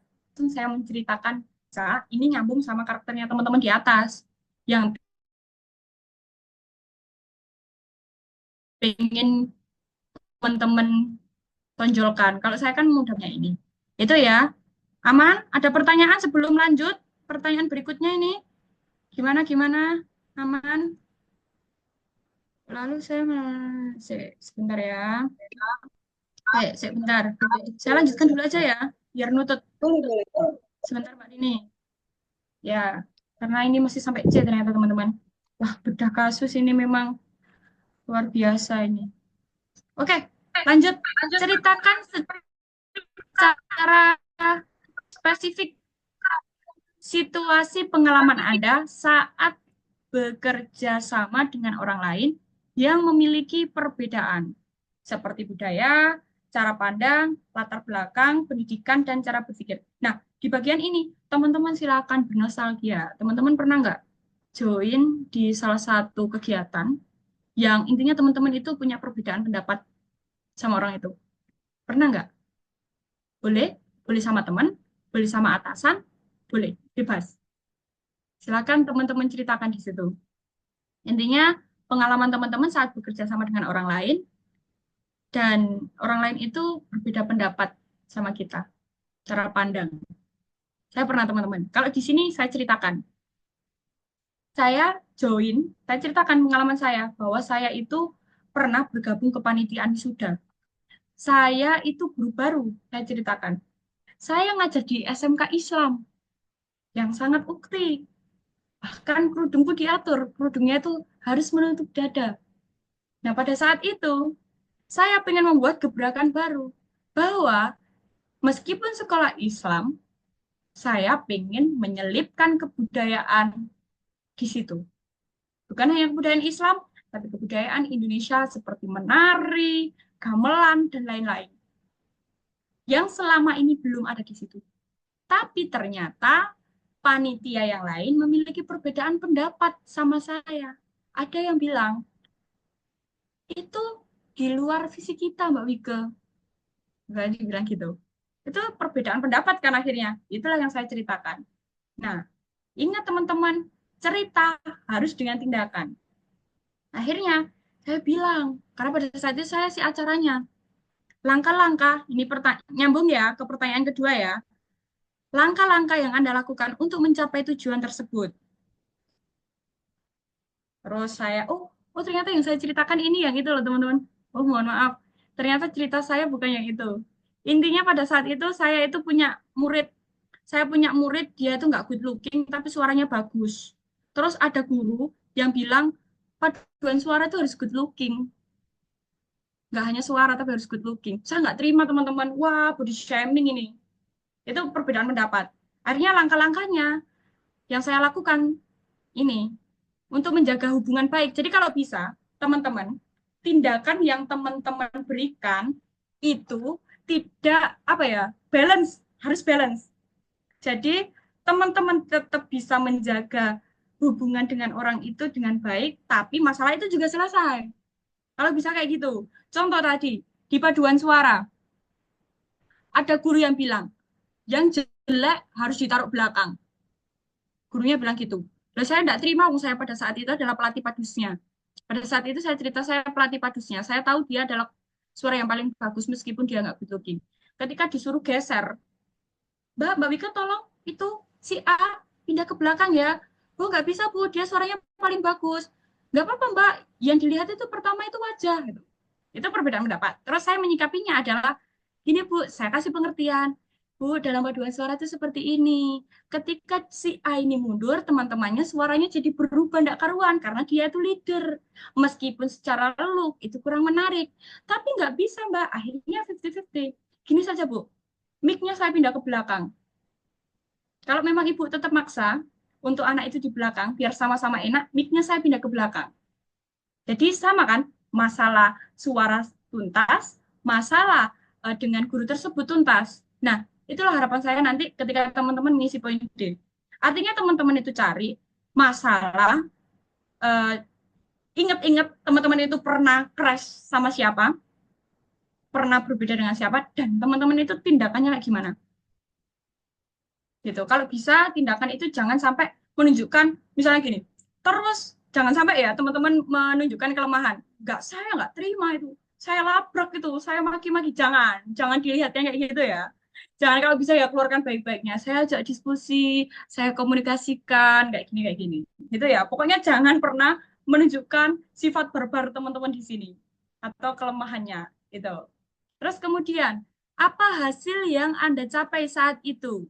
Adakah komentar atau respon lingkungan terhadap tindakan Anda? Bagaimana dampaknya terhadap kerjasama tersebut? Saya ceritakan di situ hasil yang dicapai. Ternyata paduan suaranya tetap keren meskipun yang suara yang leader itu ditaruh belakang. Karena mic-nya saya rubah di belakang. Itu komentarnya guru yang protes itu juga merasa plong, merasa diterima. Karena apa? Karena sudah saya pindahkan ke belakang yang anak yang nggak good looking menurutnya itu. Gitu. Nah, bagaimana dampaknya terhadap kerjasama tersebut? Kerjasama terjalin dengan baik sampai akhir wisuda baik. Tim Padus berhasil menyanyikan semua lagu dengan sempurna. Tuh. Itu ya teman-teman ya. Ceritakan detail, hasil juga detail. Itu. Terus lanjut di sini jadi ada cerita situasi kayak apa, terus teman-teman bertindak kayak apa, hasilnya bagaimana. Tuh. Terus lanjut ceritakan salah satu pengalaman Anda saat mengembangkan ini teman-teman. Teman-teman boleh kalau misalnya punya pengalaman ngelesi privat, boleh diceritakan di sini di bagian poin E. Mengembangkan orang lain itu kan kayak teman-teman ngajari orang lain gitu kan. Kayak misalnya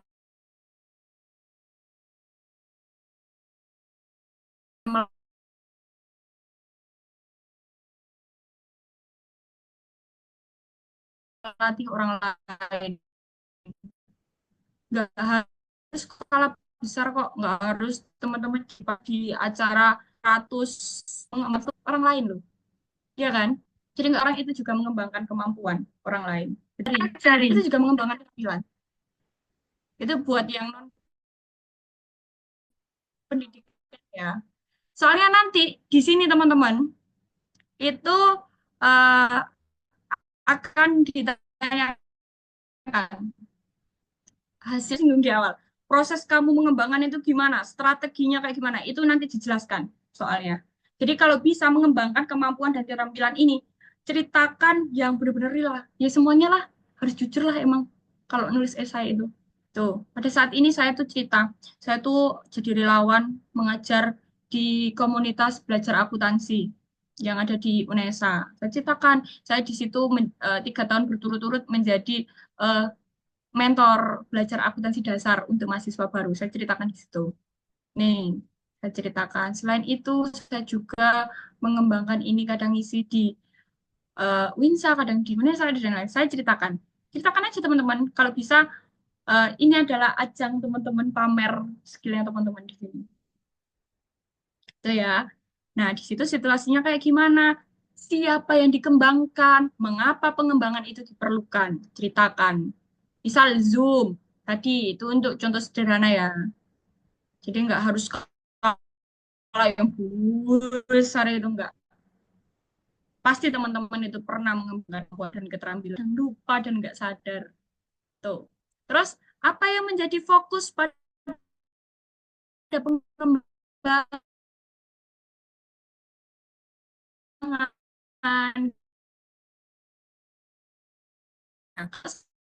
fokusnya ada di emang suka akuntansi. Jadi saya tuh suka terus ikut pengajar tentang akuntansi. Nah, bagaimana cara Anda untuk biar intinya kalau ini menjawab pertanyaan ini itu gini, teman-teman, Dilan. Aku misal ini ya, saya cerita pas tutor sebaya akuntansi UNESA. Cara saya untuk membangun kesepakatan adalah saya mengadakan kontrak belajar di depan. Jadi saya itu kontrak belajar di depan, itu membangun kesepakatan. Ketika saya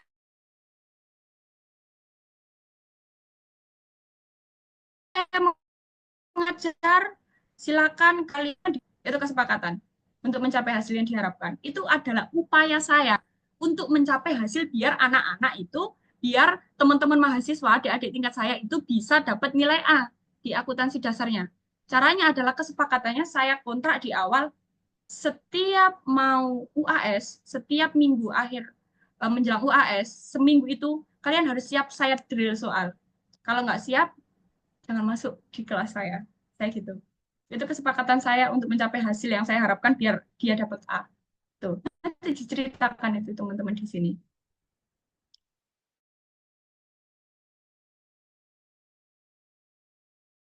Itu ya, itu yang ditemui.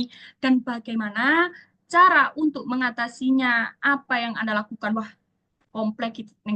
Kayak lengkap lah di sini. Teman-teman ceritakan langkahnya teman-teman itu pertama itu gimana dalam mengembangkan itu.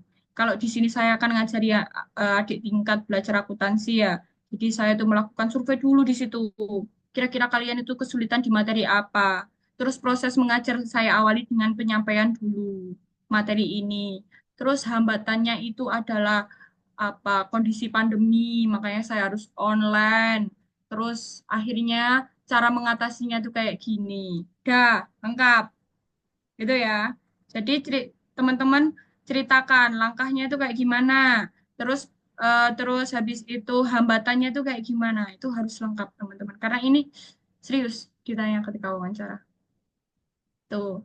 Nah, bagaimana hasil yang diperoleh? Hasil yang diperoleh mahasiswa dapat menyelesaikan studi kasus lebih baik dibandingkan saat awal mengikuti tutor sebaya. Nah, rata-rata mahasiswa belajar di tutor sebaya mendapat nilai A dalam ujian akuntansi. Itu. Kayak gitu ya, teman-teman ya. Itu contoh cara menyampaikan hasil. Nah, teman-teman, ini tips dari saya. Eh, kalau bisa, nanti misalnya teman-teman di sini menceritakan satu pengalaman itu, tapi teman-teman harus punya opsi B untuk pengalaman ini. Karena teman-teman, pengalaman saya ketika wawancara, saya itu menuliskan ini. Tapi tiba-tiba asesor itu bilang, Mbak, ada nggak pengalaman lain?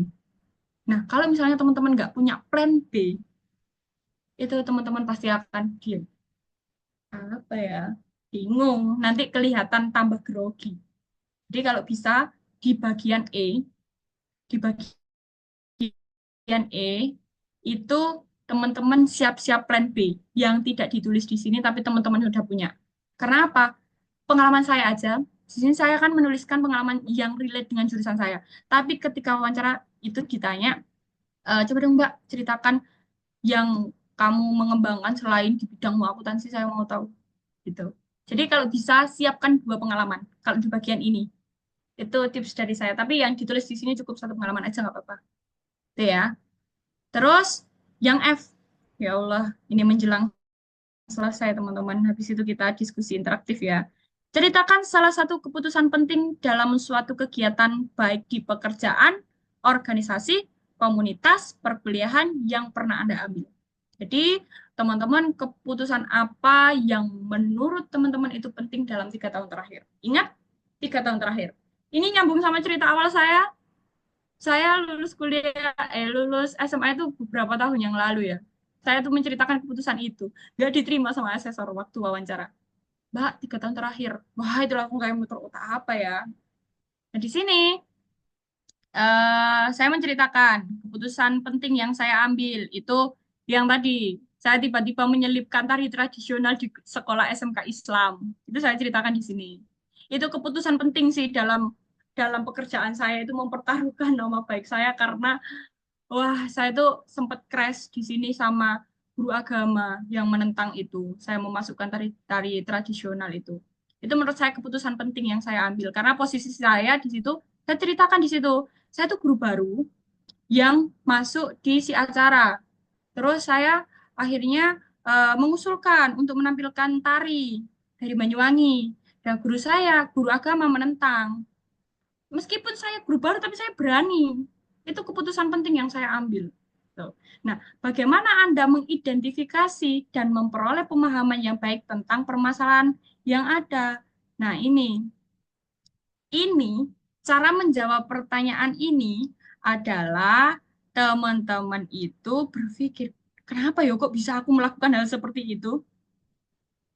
Latar belakangnya kenapa ya kok saya sampai eh, berani mengambil keputusan penting itu. Nah, kalau saya berani mengusulkan tari itu karena saya itu mendengar keluhan dari beberapa peserta didik yang mengatakan, "Oh, kegiatan wisuda itu monoton, monoton sama terus gitu." Terus guru-guru juga bilang, "Ah, sama terus, Mbak, kegiatannya kayak gini terus, monoton, bosen, bosen, bosen gitu." Ayo dong Mbak Wika yang sebagai guru baru barangkali punya gebrakan gitu. Akhirnya saya membuat keputusan penting itu. Jadi di bagian ini, menjawab pertanyaan ini adalah latar belakangnya teman-teman dalam membuat keputusan penting itu. Nah, terus apa saja yang menjadi pertimbangan Anda? Mengapa? Jelaskan proses dan langkah-langkahnya. Nah, ini saya ceritakan, saya tuh pengen, tadi kan ini sambatannya orang-orang ya. Akhirnya di sini saya itu langkah-langkah yang saya ambil ini yang menjadi pertimbangan saya dalam pengambilan keputusan ini adalah keinginan untuk membuat inovasi. Ingat, di awal motivasi saya adalah menjadi guru yang kreatif. Guru yang kreatif adalah guru yang mampu menciptakan suatu inovasi. Tuh, nyambung sama itu nanti. Keinginan untuk membuat inovasi. Intinya itulah, biar unik, beda. Gitu. Nah, yang saya pertimbangkan, nah ini ada pun pertimbangan lainnya, yaitu melihat semangat peserta didik untuk berkontribusi. Peserta didik itu semangat nari, tapi nggak ada wadahnya. Tuh, saya ceritakan. Nah, terus habis itu jelaskan proses atau langkah-langkah pengambilan keputusan tersebut. Ya, saya majulah ke kepala sekolah, saya ceritakan bahwa Bu, saya pengen ini tapi saya ditolak sama panitia lain. Nggak apa-apa, Wik, saya dukung. Asal saya tunjukkan dulu gimana nanti proposalmu kok mau kayak gini. Rundownmu kayak gimana, konsepmu kayak gimana. Terus itu saya ceritakan. Bagaimana hasil keputusannya, ternyata diterima. Karena eh, ingat, ini saya hubungkan. Karena saya itu kan komunikatif. Ketika di awal, saya ceritakan motivasi saya di sini. Hasil komunikatif saya ini saya gunakanlah untuk diskusi dengan guru agama, dengan kepala sekolah, dengan anak-anak. Ayo kita bekerja sama, kita buat gebrakan baru. Tuh hasilnya ternyata deal. Di Wisuda Purnawiyata 2024 itu konsepnya tradisional. Baru pertama kali itu. Itu teman-teman. Terus selesai ya. Lanjut terakhir. Ceritakan secara spesifik saat Anda dihadapkan dengan beberapa tugas dalam waktu bersamaan. Nah, ini pertanyaan ini itu sebenarnya untuk ngetes teman-teman ini bisa nggak multitasking, bisa nggak mengerjakan beberapa hal itu, bisa nggak teman-teman itu memanajemen diri. Karena teman-teman ini serius ketika PPG itu benar-benar manajemen diri, manajemen waktu itu sangat dibutuhkan. Dan ini itu untuk melatih teman-teman kira-kira bisa nggak, mampu nggak. Nah, gitu. Nah, di sini silakan diceritakan situasinya. Pernah nggak teman-teman di satu pengalaman itu mengalami tugas itu barengan? Contoh, misal ketika kuliah, saya tuh Mbak ketika kuliah tuh jadi PJ, terus saya tuh jadi ketua hima atau sekretaris di hima. Terus saya tuh di rumah jadi ketua Karang Taruna. Itu pas 17 Agustus itu saya dapat tanggung jawab semua yang sama. Bisa, itu masuk situasi. Terus di sini, apa yang Anda lakukan dalam mengatur tugas-tugas tersebut? Saya ketika mengatur tugas-tugas tersebut itu Mbak, saya membuat skala prioritas. Kira-kira mana dulu ya dari ketiga acara ini yang akan dilaksanakan lebih dulu. Saya buat itu tabel-tabel. Oh, ternyata acara desa dulu, baru acara kampus, terus ini. Terus saya tuh Mbak lihat peran saya yang mungkin saya itu lebih dibutuhkan di mana sih sebenarnya di Karang Taruna atau di kampus. Nah itu, teman-teman buat skala prioritas di situ. Tuh, cara mengaturnya. Itu saya kasih tips cara mengaturnya ya paling mudah. Jadi kalau teman-teman punya lain-lain boleh. Terus sumber daya apa yang Anda butuhkan dalam membantu menyelesaikan tugas-tugas tersebut. Di sini tuh sumber daya misal, teman-teman tadi ya, pas waktu 17 Agustus, bareng event desa, event kampus, misal. Terus teman-teman butuh, saya itu butuh orang yang bisa ini, Mbak, karena kebetulan saya itu dekdok, satunya itu saya juga dekdok, misal sama-sama pup dekdok, dekorasi dokumentasi di dua ini. Saya tuh butuh teman yang bisa videografer, bantu saya megang kamera. Siapa itu? Gitu, misalnya, saya kebetulan karena teman saya nggak ada yang bisa itu, akhirnya saya minta tolong ke adik saya karena adik saya ahli. Bisa itu diceritakan di sumber daya apa yang Anda butuhkan itu. Itu ya. Terus hambatannya juga di itu diceritakan di situ. Hambatannya apa? Kira-kira ketika eh, berada di posisi itu, hambatannya tuh ya saya misalnya apa ya kira-kira hambatannya saya tuh ya kurang tidur karena memang tugasnya banyak. Nah, bagaimana hasilnya? Bagaimana cara mengatasinya? Cara mengatasinya adalah akhirnya, Mbak, saya ketika menjadi si dekorasi dan dokumentasi di event A sama B, template-nya saya samakan. Template-nya saya samakan, cuma warnanya saya bedakan. Misal, itu cara mengatasinya. Bagaimana hasilnya? Bagus, sukses besar dari pihak senior Hima ACC, dari pihak kepala desa ACC. Saya menjadi terkenal karena desain grafis saya. Misal, gitu. Pokoknya harus real pengalaman nyata. Itu ya. Kayaknya udah deh Mbak Rini ya. Sudah habis. Itu teman-teman. Wah, banyak ya pertanyaannya. Tapi bisa lah, teman-teman keren ini. Yuk, saya mau lihat kolom komentar. Ada nggak yang tanya kira-kira? Bentar ya. Kasus. Wah, ini. Apa ini? Menarik ini. Sebentar saya baca satu-satu ya, teman-teman ya. Di kolom komentar setelah ini, setelah menjawab di kolom komentar, nanti teman-teman saya berikan kesempatan untuk on mic 2 orang ya. Kalau menemui ketika saya ikut organisasi dan pelantikan, saya menemukan teman saya dilakukan, oh boleh, bagus ini, bagus, Kak Muti, boleh, boleh banget. Asal di situ Kak Muti itu ada tindakannya ya. Jadi Kak Muti menyaksikan temannya dilecehkan, dan Kak Muti juga menindaki itu. Jadi nggak hanya lihat aja, tapi Kak Muti berperan sebagai apa di situ? Membantu menenangkan temannya kah? Atau Kak Muti melaporkan kah? Atau Kak Muti membantu membawa ke mana atau mengadvokasi gimana? Jadi Kak Muti harus berperan di situ itu. Dan hasilnya bagaimana? Nah, yo, ya emang kalau pelajaran itu, Insya Allah, laknatullah. Kalau pengalaman ikut pemilu itu termasuk juga boleh, boleh banget, boleh. Yang dulu jadi KPPS, boleh, boleh dimasukkan. Tuh, yuk, ada yang ingin on mic, misalnya, yuk, saya beri kesempatan untuk dua penanya. Oke, Kak Firman. Nah, langsung sudah angkat tangan. Yuk. Oke, baik. Bismillahirrahmanirrahim. Assalamualaikum warahmatullahi wabarakatuh. Waalaikumsalam warahmatullahi wabarakatuh, Kak Firman. Masya Allah, semangatnya kali, Kak. Udah minum belum nih? Nanti langsung es teh Oke. nih.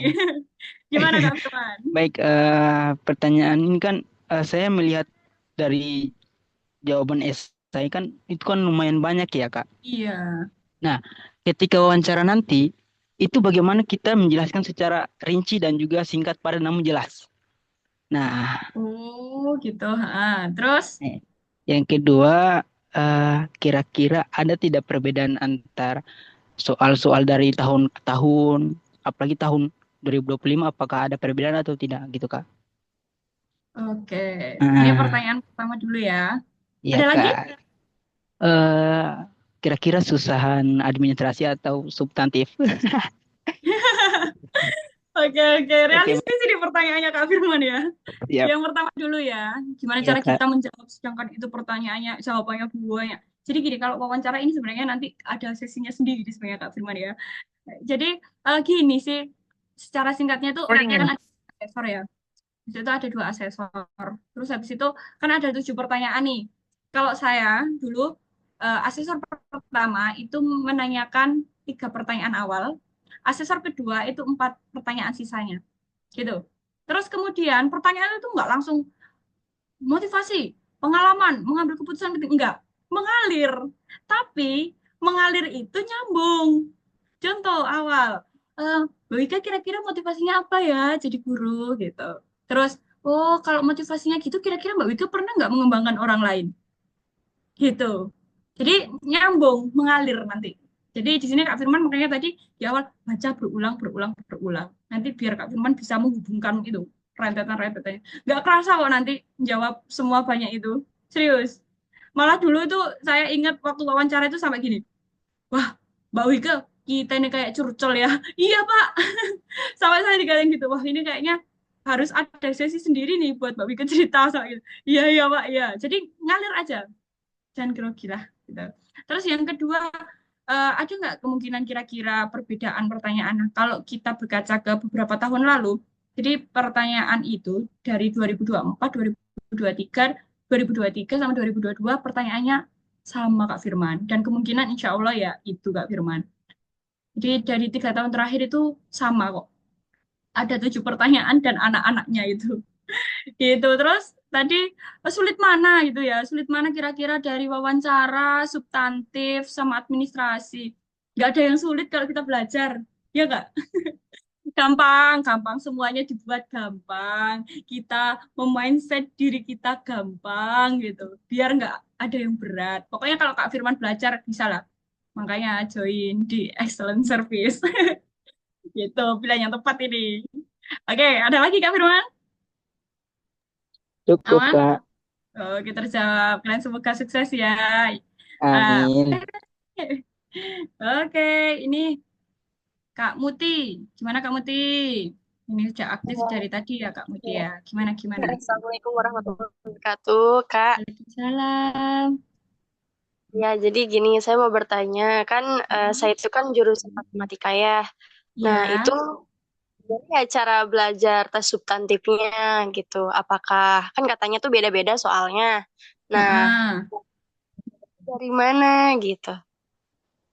Belajarnya dari mana gitu ya untuk substantif ya? Ya, soalnya kan katanya beda-beda ya, apalagi saya kan matematika lumayan ekstrim. Gampang. Mungkin Bapak, Ini ya ada lagi Kak Muti? sudah mungkin ya, sudah diborong tadi sama Kak Firman. Sudah diborong ya. Ini sebenarnya matematika ini kan hampir mirip ya. karakteristiknya sama akuntansi yang dominasi hitung-hitungan ya. Gini sih, buat tips buat teman-teman, entah itu dari jurusan apapun, kalau bisa untuk tes substantif itu belajar sesuai dengan apa ya tingkatan yang ingin teman-teman capai. Misal ya, saya akuntansi. Nanti outputnya kan saya akan ngajar di SMK akuntansi. Pada saat itu saya latihan substantifnya itu latihannya LKS peserta didik mulai dari kelas 1 sampai kelas 3 sampai kelas 10 sampai kelas 11 itu keluar semua. Jadi materi-materi yang akan teman-teman ajarkan besok di sekolah yang akan keluar di tes substantif itu. Itu sih kalau dari aku matematika juga gitu. Misalnya eh Kak Muti matematika untuk PGSD. Kak Muti banyak-banyak aja latihan soal-soalnya anak PGSD yang matematika itu kayak gimana gitu. Jadi nggak akan muncul kok soal yang aljabar rumit itu enggak, insya Allah. Pokoknya soal-soal yang intinya kan kalau di tes substantif itu menyiapkan teman-teman jadi guru profesional gitu kan. Guru profesional yang bisa ngajar di jurusan itu dan kelas itu gitu. Jadi ya belajarnya coba aja baca di LKS, buku-bukunya anak SMA, SMK, SD, SMP itu keluar. Saya dulu belajarnya dari situ sih. Sama ikut-ikut beberapa tryout gitu, latihan-latihan substantif. Itu sih kalau substantif. Kayaknya persiapan ini dulu aja sih Kak Muti. Esai, Iya, Kak. esai dulu aja. Iya, segera itu ya bernostalgia ya. Pengalaman apa ya? Aku pernah ngapain ya? Apa ada lagi? Terakhir nih. Yuk, terakhir. Ada lagi nggak? Oke. Oke, Kak Lita Lestari. Yuk, Kak Lita. Gimana Kak Lita? Assalamualaikum warahmatullahi wabarakatuh. Waalaikumsalam, Kak Lita. Kakak, aku mau nanya nih, Iya, gimana? kalau untuk soal pengembangan diri, kan yang bagian B ya? Yang gimana? Yang soal mana? Bagian B, Bagian B, ya. itu cara mengembangkan diri sendiri atau gimana ya? Oh, ini. Jadi di bagian ini, Kak Lita share pengalamannya Kak Lita. Apakah Kak Lita itu pernah mempelajari hal baru? Pernah Hmm, nggak Kak Lita mempelajari hal baru untuk kayak misal meningkatkan kualitasnya Kak Lita? Pernah nggak? Kak Lita jurusan apa? PGSD, Kak. PGSD. Kira-kira ada nggak hal baru yang pernah Kak Lita pelajari? Belum Misalnya ada nih, tuh belakangan misalnya ini nih, sih. hal baru itu bisa nih pakai ini teman-teman. Kalau bingung hal baru, membuat media pembelajaran digital bisa pakai itu. Kak Lita Hmm, pernah buat kayak poster di Canva? belum pernah. Kalau Nah, itu kalau masuknya ke membuat poster di Canva itu kan sekarang kan semuanya itu serba digital gitu, bisa nanti diceritakan di situ semuanya kan serba digital nih, terus anak-anak itu suka yang berwarna, misal anak-anak itu suka yang berwarna bergambar nggak hanya di papan tulis, akhirnya karena tuntutan anak-anak itu suka yang berwarna di anak SD, akhirnya saya tuh belajar Canva, terus saya mendesain pakai template di situlah saya tambahi misalnya belajar apa ya nggak ngajar SD kayak misalnya oh eh, kamu sertakan gambar-gambar gitu terus nah itu nanti awalnya saya tuh nggak kenal Canva gara-gara saya pengen memberikan sesuatu yang berbeda nih buat anak-anak biar anak-anak tambah semangat akhirnya saya belajar Canva nah itu kalau lebih kemampuan ke saya bertambah gitu kali tapi bisa kayak gitu kalau misalnya ya bukan kalau backgroundnya bukan guru gimana, Kak? kalau bukan guru Kalita dari jurusan apa dulu Jurusannya PGSD tapi eh kerjanya masih ke guru swasta. Kak Lita pernah itu nggak ngajarin adiknya atau tetangganya gitu Adik belajar? Pernah? pernah Pernah ya. nggak? Pernah. Kalau pernah itu juga bisa. Oh, tapi ini Hmm. pengalaman baru ya. Iya, ngembangin diri sendiri Iya, kayak mengembangkan oh, diri sendiri ya. Ya, kalau apa ya? kayak Kak Lita pernah banyak kayak sih. Coba Kak Lita bernostalgia. Aku pernah belajar apa ya? Dulu aku nggak bisa, terus sekarang aku bisa itu apa ya? Gitu. Contoh, Kalau kalau aku Canva Kak Lita. Aku dulu nggak bisa Canva karena aku ngajar, akhirnya aku belajar Canva. Tuh, misal. Terus Kak Lita apa lagi ya? Yang dulu Kak Lita nggak bisa, terus sekarang bisa. Itu kata kuncinya untuk menjawab nomor B. Dulu nggak bisa, sekarang aku bisa apa ya? tapi kalau misalkan ikut-ikut kayak webinar kayak gini Kak, Itu kira-kira apa dari mengikuti webinar ini Kak Lita merasa apa yang berkembang? bel- belum belum ada sih, tapi kayak apa ya? Heeh. Kayak termotivasi aja gitu Kak, kayak public speakingnya bagus, kayak pengen belajar kayak gitu, tapi belum sampai sampai saat ini sih belum Belum belum. ya. Hmm, Kak Lita udah ikut tapi belum merasakan dampaknya ya. Gitu ya. gimana tuh? Iya, Gimana tuh? jadi Kak Lita coba cari pengalaman yang Kak Lita itu memang dulunya nggak bisa, sekarang bisa. Habis mengikuti itu terus Kak Lita jadi bisa. Gitu. Hmm, Coba Kak Lita inget-inget dulu, merenung sambil ngopi-ngopi atau dengarkan lagu indie atau bersolawat gitu Kak Lita ya. Atau nanti di oke sepertiga malam sambil diingat-ingat aku pernah ngapain ya. Dulu aku nggak bisa, tiba-tiba sekarang aku bisa itu apa ya itu. Nanti oke. ini nanti sharing lebih lanjutnya di itu ya di grup kecil ya di mentor ya bersama Iya, mentor ya Kak Lita ya. Itu ya oke Kak Lita baik. ya. Nostalgia dulu nih Kak Lita mengenang masa lalu. Oke? Aman? Oke, aman. Terima kasih banyak Kak. Oke Kak Lita. Semangat Kak Lita. Wah ini pertanyaan terakhir ya. Kak izin bertanya pada saat pengisian esai, bolehkah pengalaman pada saat PPL dan pengalaman pada saat mengajar diceritakan secara bersamaan? Boleh, boleh, boleh, sangat boleh sekali. Boleh banget. Karena PPL itu pengalamannya bagus. Gak apa-apa. Ini rata-rata fresh graduate ya, boleh diceritakan pengalaman PPL-nya bagus itu, Kak Nurul. Karena nanti konsultasi lebih lanjutnya di sesi mentoring bersama kakak-kakak mentornya masing-masing gitu ya. Jadi nanti di grup itu ya aktif ya. Harapannya nanti tanya-tanya jangan sungkan. Kakak mentornya baik-baik. Silahkan nanti share keluh kesahnya. Boleh. Siap mendengarkan curhatan kalian. Itu ya. Excellent service-nya baik mendengarkan dan mengatasi. Sudah? Ada lagi? Aman ya? Ya teman-teman, karena ini juga sudah 2 jam kayaknya kita ya ngobrol bareng ya. Oke, saya pengen motivasi teman-teman sih. Intinya gini sih teman-teman. Teman-teman sekarang itu eh, nggak usah berpikir kayak, wah aku bisa nggak ya? Aku punya pengalaman nggak ya? Aku gimana ya? Aku nulis apa ya? Nggak usah mikir itu. Santai, santai, santai. Kalau teman-teman itu harus fokus ke dirinya teman-teman sendiri. Jangan lihat saingannya teman-teman. Wah, sainganku ini pasti banyak ya. Enggak. Teman-teman, jadi lawan terbesarnya teman-teman itu bukan orang lain loh sebenarnya. Lawan terbesarnya teman-teman itu diri sendiri. Diri sendiri yang kadang insecure, ya kan? Nggak percaya diri, males, mager, drakor aja. Itu lawan dirinya teman-teman. Terus teman-teman kadang itu nggak percaya diri itu menutup diri kayak "Ah, aku nggak punya pengalaman." No, teman-teman itu sebenarnya punya, tapi kayaknya teman-teman nggak sadar. Jadi fokus ke dirinya teman-teman. Silakan sekarang memanfaatkan waktu sebaik mungkin. Kalau ada pertanyaan, jangan sungkan-sungkan untuk tanya. Oke?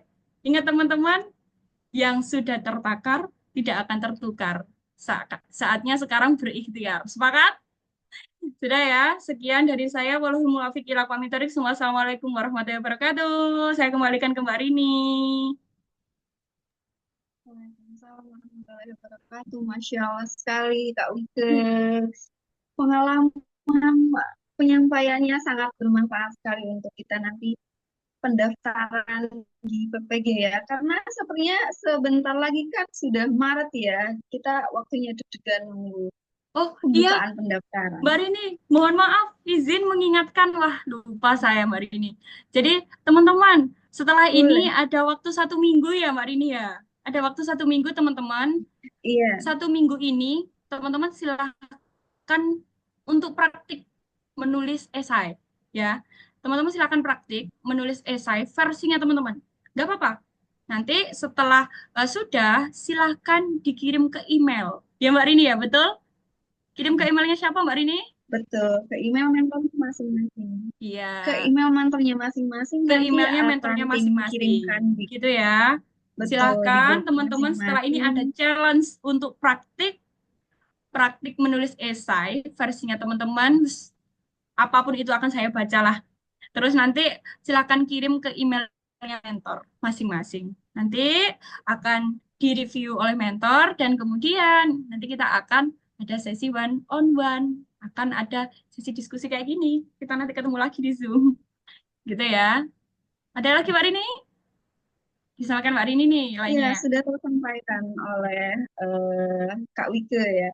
Jadi nanti betul akan ada sesi one on one ya untuk kita membahas mengenai esai yang sudah kakak-kakak buat seperti itu. Nah, sebelum itu apa PPT dan pertanyaan-pertanyaan tadi yang 7 beserta anaknya akan kita kirimkan di grup dan ketika proses menyusunnya mungkin ke kakak bingung nih ada apa ya harus nulis apa di pertanyaan-pertanyaan ini atau Kak saya nggak punya pengalaman saya harus nulis apa nih kira-kira di sini.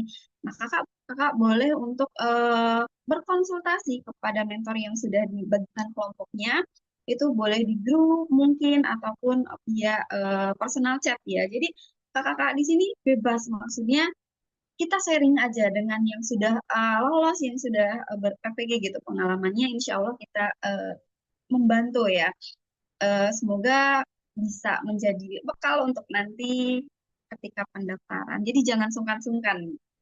Boleh nanti di grup ramein aja sharing sama Ya, sharing santai ya. teman-teman sekelompoknya. Siapa tahu jadi teman. Oke. Iya, jadi teman seperjuangan nanti, Kak. Heeh. Iya, Udah siap untuk melihat kalian recording foto insya pakai Allah kita selempang GR. kirim. Iya, betul. Semoga ya, Kak. Karena sudah pukul setengah 9, saya ada contohnya nggak, Kak? Insya Allah nanti kita kirim Ya. ya, bahan PPT-nya juga. Jadwal pendaftaran PPG-nya untuk saat ini belum ada, Kak. Belum ada informasi resminya, jadi stay tune. Untuk informasi pendaftaran akan kita update juga di sosial media Action Service. Jadi tetap ikuti media sosial kita. Oke, mungkin sekian dari kami. Mohon maaf apabila terdapat kekurangan. Selamat malam, selamat beristirahat. Sampai jumpa di lain kesempatan. Jika ada apapun yang ingin dikonsultasikan, boleh PC ke admin atau ke mentornya masing-masing. Untuk akunnya belum bisa dibuat sekarang, Kak. Jadi akun untuk pendaftaran di SIM PKB itu dibuatnya nanti ketika sudah ada pendaftaran. Jadi ketika sekarang mengakses link apa ya pendaftaran yang SIM PKB pendaftaran itu masih belum bisa kita pilih, Kak. Masih abu, belum bisa biru.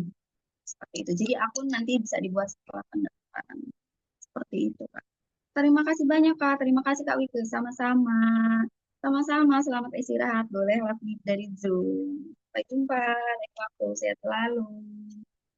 Semangat, dadah.